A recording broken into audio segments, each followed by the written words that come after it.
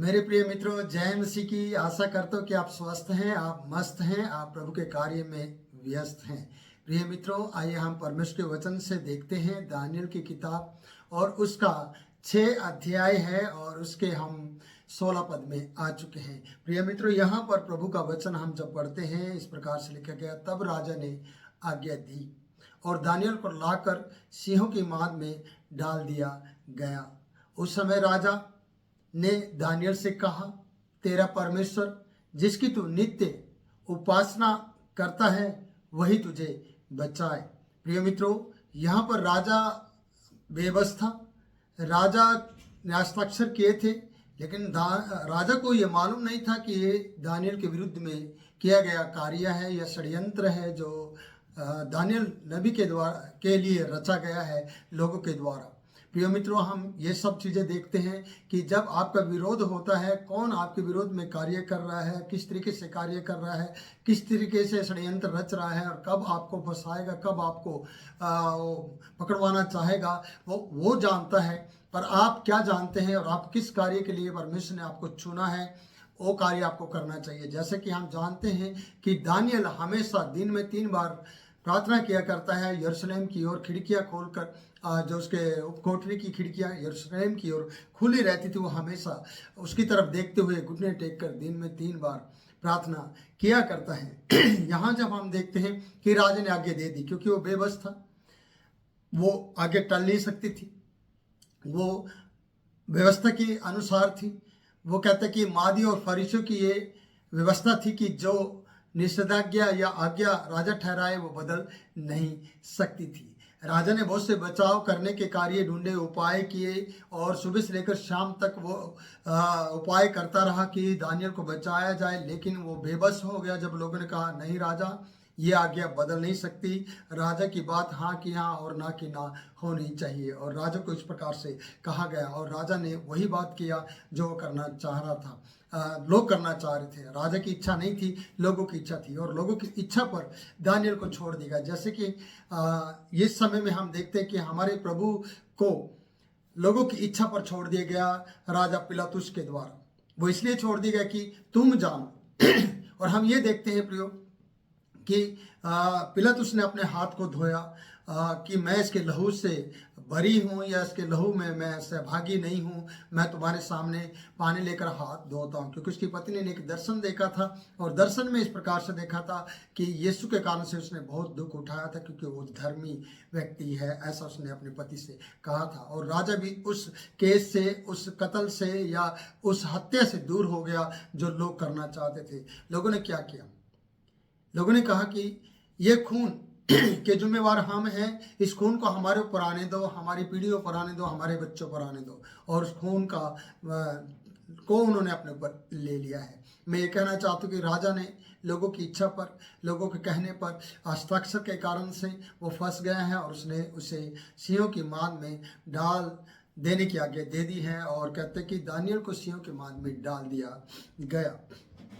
मित्रों, एक बात यहाँ पर देखी जाती है, वो बात इस प्रकार से है कि उस समय राजा को याद है कि ये नित्य प्रार्थना करता है, इसने 3 टाइम परमेश्वर को दिन में दिया है, और राज कार्य में हमेशा ये लगा रहता है। अब जिसकी इसने आराधना की है, जिसकी इसने उपासना की है, जिससे इसने प्रार्थना की है, वही इसकी मदद करेगा। और यहाँ पर इस प्रकार से लिखा है, तेरा परमेश्वर जिसकी तू नित्य उपासना करता है। देखिए, ऐसा कहा है राजा ने, तेरा परमेश्वर जिसकी तू नित्य उपासना करता है वही तुझे बचाए। मेरे प्रियो, आपको सोचना है कि जिसकी नित्य आप प्रार्थना करते हैं, जिसके सामने उपासना करते हैं, जिससे आप प्रार्थना करते हैं, जिससे आप मदद मांगते हैं, जिसके लिए आप करते हैं, जिसके लिए आप बड़ाई करते हैं, उसके बारे में आपको सोचने की जरूरत है कि वो परमेश्वर आपका सच्चा परमेश्वर को आपने खुश किया है या नाराज किया है, या आपसे वो रूठ गया है या आप उससे रूठे हुए हैं। क्या दुख के समय में और परेशानी के समय में दूसरे लोग जो आपसे प्यार करते हैं वो कह सकते हैं, इसका सच्चा परमेश्वर ही इसे बचाए? क्या परमेश्वर आपको बचाएगा या नहीं बचाएगा? यहाँ पर लिखा है कि दानियेल को राजा ने इस प्रकार से कहा, तेरा परमेश्वर जिसकी तू नित्य उपासना करता है वही तुझे बचाए। क्योंकि दानियेल की प्रार्थना का जीवन उसे बचा सकता है या नहीं, यह आज पता चलेगा। प्रियो, और आगे मैं कहना चाहता हूं कि राजा जानता था कि अगर ये प्रार्थना करता है तो सच्चे जीवित परमेश्वर से प्रार्थना करता है। अगर वो सच्चा परमेश्वर है, वो जीवित परमेश्वर है, वो ही इसे बचाए। क्योंकि दानियल को राजा ने इस प्रकार से कहा है, जिसकी तू प्रार्थना करता है। प्रियो, आज हम किसकी प्रार्थना करते हैं, किससे प्रार्थना करते हैं, किससे मदद मांगते हैं? वो क्या आप हमें बचाने की सामर्थ्य रखता है या नहीं रखता है? ये सवाल आपके लिए है। प्रियो, मैं जानता हूँ मेरा सच्चा जीवित परमेश्वर, आपका सच्चा जीवित परमेश्वर जो हमारा यहोवा परमेश्वर है और जिसकी हम उपासना करते हैं। प्रियो, अगर हम सच्चे दिल से और सच्चे मन से उपासना करते हैं तो वो हमें बचाने की ताकत रखता है। पर शर्त यह है कि आपने सचमुच में दानियल की तरह प्रार्थना की है या दानियल की तरह अपने समय, व्यस्त समय में भी, बिजी होने पर भी अपने समय को परमेश्वर के लिए इजी किया है कि इजी होते हुए आप परमेश्वर को काम कर सके और बिजी होते हुए परमेश्वर का और संसारिक काम भी कर सके। दोनों बातें हैं प्रियो। आपने अपने जीवन को ऐसा बनाना है कि आपको संसारिक में रहते हुए उन अगुओं या उनके अधीनता में रहकर काम भी करना है, पर सच्चे जीवित परमेश्वर को टाइम भी देना है, समय भी देना है। कई बार हम सच्चे जीवित परमेश्वर को अपना समय नहीं दे पाते, जिसके कारण से प्रियो जब दुख का समय आता है, जब परीक्षा की घड़ी आती है, उसमें हम फेल हो जाते हैं, उसमें परमेश्वर हमारा साथ नहीं देता है। हम परमेश्वर से ज़्यादा संसारिक कामों में ज़्यादा ध्यान देते हैं, उसमें भी हम वफादारी नहीं दिखाते, उसमें भी हमारे ऊपर बहुत से दोष पाए जाते हैं हमारी ज़िंदगी में, जिसके कारण से हम निष्कलंक नहीं रहते हैं बल्कि कलंकित हो जाते हैं। मैं आपसे कहना चाहता हूं कि राजा ने इसे इसकी बात पर, इसके परमेश्वर पर और इसकी प्रार्थना पर और इसके प्रार्थना के जीवन पर छोड़ दिया है। पहले उसने लोगों के हाथ में दानियल को छोड़ दिया है, इसलिए छोड़ दिया कि हाँ, इसे सिंहों की मान में डाल दिया जाए, और इसे डाल दिया गया और ये बात कहकर यहाँ पर द एंड कर दिया गया कि हे दानियल, तेरा परमेश्वर जिसकी तू नित्य प्रार्थना करता है वही तुझे बचाए। इस बात पर दानियल को सिंहों के मान पर छोड़ दिया गया है, सिंहों की मान के अंदर उसे डाल दिया गया और यह बात कहकर पत्थर लगा दिया गया है। और यहाँ पर वचन आगे जब हम पढ़ते हैं प्रियो, इस प्रकार से लिखा है, तब एक पत्थर लाकर उस गड्ढे के मुंह पर रखा गया और राजा ने उस पर अपनी अंगूठी से और अपने प्रधानों की अंगूठियों से मोहर लगा दी कि दानियल के विषय में कुछ बदला न जाए।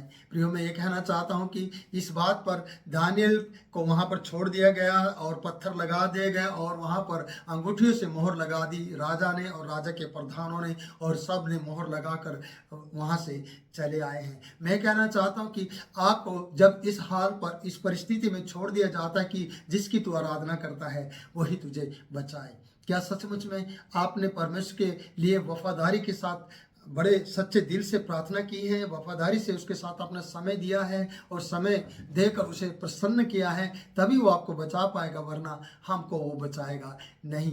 प्रियो, हमें सचमुच में अपने सच्चे जीवित परमेश्वर को समय देने की जरूरत है। अगर हम समय देंगे तो वही है जो सिंहों की मान में हमें बचा पाएगा, और लोग भी हमें उसी बात पर छोड़ देंगे। जिस खुदा की तू तारीफ करता है, जिस खुदा के बारे में तू बोलता है, जिस खुदा के लिए तू ऐसा कहता है, वैसा कहता है, वही तुझे बचाए, वही तेरी रक्षा करे। देखते हैं हम वो करे या न करे। आपको पता है कि आज संसारिक लोग बहुत कुछ करते हैं, और इन दिनों में जबकि आज गुड फ्राइडे है और मैं गुड फ्राइडे के दिन इस वीडियो को आपको बना रहा हूं, और ये कौन से डे में आएगी ये आपको पता चलेगा। पर मैं कहना चाहती हूँ, ये दिन दुख भोग के समय चल रहा है और ईस्टर का समय आ रहा है, तो मैं कहना चाहती हूँ कि वहां पर जब यीशु मसीह को सूली पर चढ़ाया गया, एक डाकू ने इस प्रकार से कहा, अगर तुम मसीह है तो हमें बचा, अपने आप को भी बचा और हमें भी बचा। और उस समय यीशु मसीह ने उसे नहीं बचाया। जानते हैं क्यों? क्योंकि वो समय नहीं था बचाने का। और एक साथ में दूसरे व्यक्ति ने, डाकू ने कहा, अरे भाई चुप हो जा, हमने तो गुनाह किया, इसने कोई गुनाह नहीं किया है, और ये गुनाह ये मौत के लायक नहीं है, यह सूली पर चढ़ाने के लिए इसका कोई भी गुनाह नहीं है, इसे चढ़ाया जाए। प्रियो, यीशु मसीह ने उस पर तरस खाया और उससे कहा, आज ही तू, जब उसने कहा कि तू मुझे अपने राज्य में याद करना, जब तू अपने स्वर्ग के तेरा राज्य आए, उसने कहा तू आज ही मेरे साथ स्वर्ग लोक में होगा। प्रियो, उसे क्षमा मिल गई, पर उस व्यक्ति को क्षमा नहीं मिली जिसने उस पर तोहमत लगाई है, जिसने उसे चेक करने की कोशिश की है। आज संसार के लोग आपको चेक करना चाहते हैं। क्या कभी आपने परमेश्वर के सामने दीनता और नम्रता से प्रार्थना की है, विनती की है, गिड़गिड़ा कर दानियल की तरह प्रार्थना की है, सदरक मेशक की तरह आप खड़े रहे हैं, डटे रहे हैं और आग की भट्ठी तक चले गए हैं? ऐसा कभी आपकी ज़िंदगी में ये पल रहा है? अगर रहा है तो आपको सोचिए। यहाँ पर द एंड अप होता है इस बात के लिए कि जिसकी तू नित्य उपासना करता है वही तुझे बचाए। सच में जिसकी आपने नित्य उपासना की हो, जिस परमेश्वर को आपने समय दिया हो, जिस परमेश्वर के लिए आपने वफादारी के साथ हर व्यवस्था की बात को पूरा किया हो, वही परमेश्वर आपकी मदद करेगा, वही परमेश्वर आपको छुटकारा देगा, वही परमेश्वर आपके साथ खड़ा रहेगा। प्रियो, अगर आप चाहते कि परमेश्वर आपके साथ रहे तो दानियल की किताब को पढ़ें और दानियल के साथ जैसे समय बिताएं परमेश्वर के साथ, चाहे गुलामी में हो, चाहे किसी भी परिस्थिति में आप क्यों ना हो, पर वफादारी के साथ अपने परमेश्वर को समय दे, जिससे परमेश्वर दुख के समय में आपको समय दे और आपको बचाए। प्रभु इन वचनों के द्वारा आपको बहुत आयस से आशीष दे। फिर मिलूंगा नई वीडियो में नए वचन के साथ। तब तक मैं आपसे इजाज़त चाहता हूँ। जय मसीह की।